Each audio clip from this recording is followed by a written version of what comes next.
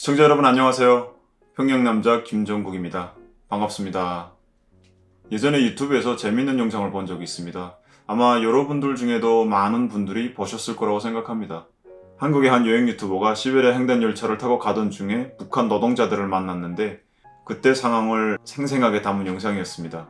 그 영상에서 북한 노동자들이 같이 앉아가게 된 분이 한국 사람이라는 것을 알고 엄청난 관심을 보입니다. 그러면서 막 이것저것 물어보죠. 거의 허구조사를 하듯이 이름이 뭐고 나이가 얼마고 부모님들은 뭐하고 이런 걸 엄청 막 물어보거든요. 그 질문 중에 좀 재미있었던 게 남조선에서는 제주도 가는 해저 터널이 있지 않냐 그런 얘기를 들었는데 그게 사실이냐 그런 질문을 했어요. 유튜버 분이 당황하셔서 제가 알기로는 그런 건 없는 것 같은데요 하면서 막 웃으시더라고요. 그걸 보면서 들었던 생각이 역시 아직도 북한 사람들은 한국에 대해서 엄청난 호기심을 가지고 있구나. 그런데 그 엄청난 호기심에 비해서 한국에 대한 정보가 많이 알려지지 않으니까 아까와 같이 좀 왜곡된 잘못된 정보들이 들어가는구나 이런 생각을 했었습니다. 제가 평양에 살 때도 한국에 대한 이러저러한 소문들이 꽤 많았었던 것 같습니다. 드라마에서 나오는 장면들이 실제냐 아니면 촬영을 위해서 연출된 장면이냐 이런 것부터 시작해서 잘 믿기지 않는 그런 소문들이 꽤 많았었거든요. 그래서 이번 시간에는 제가 평양에서 들었던 한국에 대한 소문들 중에서 두 가지를 뽑아서 말씀드려볼까 합니다.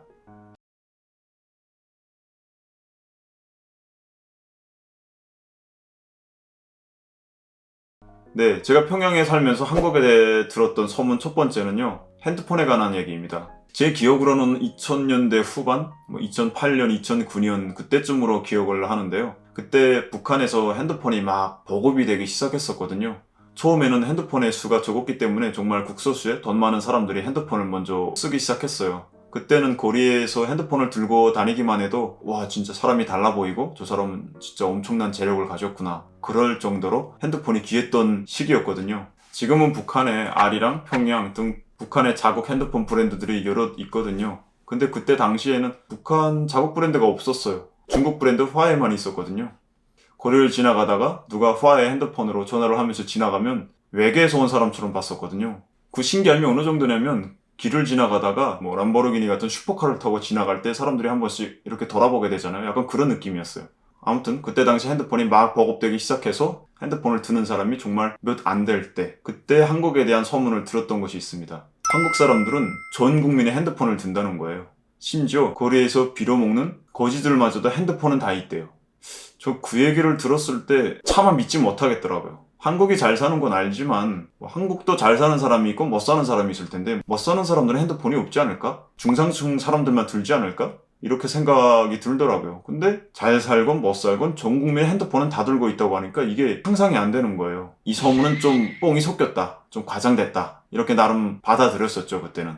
당시 평양에서 핸드폰을 사려면 3,400달러 정도의 돈이 필요했었거든요. 돈 많은 사람들은 쉽게 사겠지만 대부분의 평양 주민들은 그 3,400달러를 마련하는 게 정말 어려웠거든요. 그런 돈을 평소 가지고 있지 않을 뿐더러 그런 돈을 핸드폰에 쓴다는 건 엄청난 사치예요. 한쪽에서는 북한 정권에서 이런 얘기를 하죠. 섞어병든 자본주의 사회는 잘 사는 사람만 잘 살고 못 사는 사람들은 죽지 못해 살아간다. 거리에 가면 거지들이 많다. 집 없이 떠돌아다니는 사람들이 많다. 물론 북한 정권에서 하는 얘기를 전적으로 믿었던 건 아니에요. 남조선을 적대시하니까 안 좋은 면만 얘기하는 거다 이런 정도로 생각을 했어요. 그러면서도 어느 정도 부익부 빈익비는 있을 것이다. 그건 있을 수밖에 없다라는 생각을 했었어요. 가끔 한국 드라마에도 가난한 배경을 가진 주인공들이 나오잖아요. 드라마에서 가난한 주인공의 부모님들은 꼭 포장마차를 하시더라고요. 열심히 일을 하는데도 빚을 못 갚아서 깡패들이 와서 뒤집어 엎고 그런 장면들이 나오잖아요.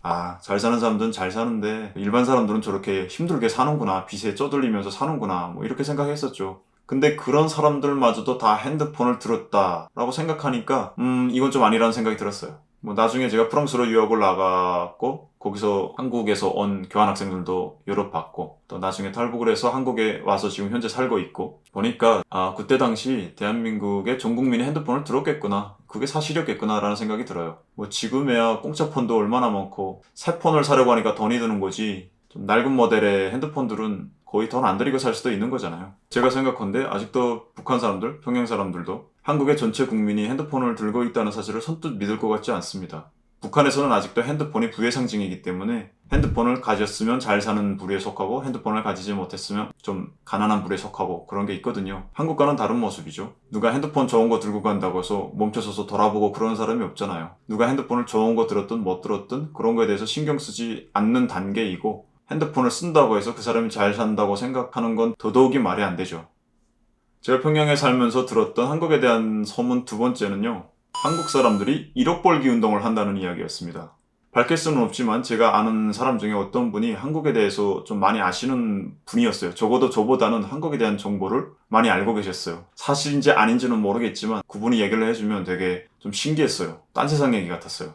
그분이 한국 드라마도 되게 많이 보시고 뭐 그런 분이셨는데 어느 날 그분이 그런 얘기를 하셨어요. 한국 드라마 보면 포장마차 하는 사람들 있잖아. 그 사람들이 거기서 막 술 팔고 음식 팔고 그렇게 가난하게 사는 것 같아도 그 사람들이 1억 모으기 위해서 그렇게 고생하는 거야. 그렇게 얘기를 하는 거예요. 1억이라는 숫자를 한번 생각해 봤어요. 북한에서 1억이라는 숫자를 생각해 본 적이 없거든요. 동그라미가 몇 개 붙는지 상상이 안 됐어요. 그때 뭐 한국 화폐 환율을 알던 것도 아니었고 그냥 1억이라고 하니까 그게 뭐지? 그냥 그런 생각이 들었어요. 그때 저에게는 화폐로서 가장 큰 단위는 100만이었어요. 100만 장자 이런 얘기가 있잖아요. 그래서 그게 제일 큰 단위인 줄 알았고 그런 돈은 만지는 건 상상이 불가하다고 생각했죠. 근데 일반 주민들이 그것도 어렵게 사는 사람들이 1억 모으기 운동을 한다? 제가 생각했던 그 엄청난 불가사의한 숫자의 100배인 거잖아요. 아니, 한국 돈은 가치가 좀 낮은가? 그래서 1억이 그렇게 비싸지 않은가? 뭐 이런 생각도 했었어요, 사실. 남조선 화폐는 가치가 낮은가 보네요. 그랬더니 웃으면서 야 남조선이 더 잘 사는데 어떻게 더 화폐 가치가 낮겠니? 훨씬 비싸지 그러는 거예요. 북한에 살면서 북한 돈으로도 1억이라는 숫자를 들어본 적이 없는데 한국 돈으로 1억이라고 하니까 뭐 믿지도 못했고 뭐 그 돈을 대체 다 어디서 모아오며 또 전 국민이 그런 운동을 한다는데 가난한 사람은 왜 있는 거지? 뭐 이런 생각도 들었고 결국에는 이 소문도 어느 정도 좀 부풀린 거겠지 그렇게 합리화했습니다. 그 얘기를 들은 때부터 거의 10수년이 지나서 제가 한국에 지금 이렇게 와서 살고 있는데 지금 생각해보면 그 소문이 사실이었어요. 1억 모으는 게 불가능한 일은 아니더라고요. 그런 얘기가 있죠. 아기가 태어나서 대학에 갈 때까지 드는 돈이 2억인가 3억인가? 한 사람이 평생 동안 쓰는 돈을 놓고 봤을 때 1억이라는 숫자는 그렇게 큰 것 같지는 않습니다. 지금은 대한민국 국민들의 연소득이 3만 불을 넘어섰고 계속 높아지고 있잖아요. 북한 주민들은 평생 살면서 1억이라는 숫자를 생각도 못 해보는데 한국에서는 1억이라는 숫자가 충분히 가능한 또 그렇게 엄청나지도 않은 숫자인 것을 생각하면 그동안 남북한의 차이가 얼마나 커졌는지 짐작할 수 있을 것 같습니다. 제가 평양에 살면서 들었던 한국에 대한 소문은 이렇게 두 가지로 이야기를 끝냈고요. 끝내기 앞서서 덤으로 제가 유학 나갈 때 얘기를 하나 더 할까 합니다. 그때가 2011년이었는데 난생 처음 비행기를 타고 고려항공을 타고 중국으로 갔어요. 중국을 경유해서 프랑스를 가야 하기 때문에 먼저 중국을 갔는데 그때 베이징 공항에 도착했는데 진짜 눈이 뒤집어졌었어요. 이게 다 비행장이라고? 가도 가도 끝도 없이 큰 이 건물이 비행장이구나. 공항이라는 게 이런 것이구나. 제가 북한에서 비행기를 탈 때 이용했던 순안공항은 작은 슈퍼 같은 느낌이었어요, 거의. 베이징 공항은 진짜 스케일이 어마어마하더라고요. 눈을 어디다 둬야 할지 모르겠고 막 너무 신기해가지고 막 두리번 하면서 와 바닥 봐 천장 봐 막 저기 비행기 봐 저 비행기 몇 대야 막 그러고 가고 있는데 같이 유학을 나가던 친구 중에 한 명이 조용히 그런 얘기를 하는 거예요. 야, 베이징 공항은 그렇게 큰 거 아니야? 남조선의 베이징 공항보다 더 큰 거 있어. 인천공항이라고. 인천공항이 세계적으로 제일 크대. 이런 얘기를 하는 거예요. 에? 어떻게 한국에 세계적으로 제일 큰 공항이 있겠어? 말도 안 돼. 그러면서 거짓말이라고 막 그렇게 장난을 쳤었거든요. 그거 확인하는데 몇 년 안 걸렸죠? 좀 이따 제가 비행기를 타고 인천공항으로 들어왔으니까 그때 뭐 인천공항은 진짜 베이징 공항하고는 또 다르더라고요. 다른 레벨이라는 게 느껴질 정도로 규모로 보나 서비스로 보나 뭐 청결 상태로 보나 아무튼 뭐 어마어마했어요. 베이징 공항에서 인천공항에 대한 이야기를 들었을 때 저는 믿지 않았지만 저한테 그 얘기를 해준 친구는 뭐 그렇다는 사실을 알고 있었던 거잖아요. 물론 그 친구는 아버지가 엄청난 권력을 가진 그런 사람이었어요. 중국에 드나드는 건 일도 아니었고 수시로 외국을 오갈 수 있는 그런 권력을 가졌고 또 그에 걸맞는 재력을 가진 그런 집안이었죠. 그러한 사람들은 외국을 드나들면서 한국에 대한 정보를 얻게 되겠지만 저처럼 오로지 북한 안에서만 사는 사람들은 그런 정보를 얻는 게 사실상 불가능한 것 같아요.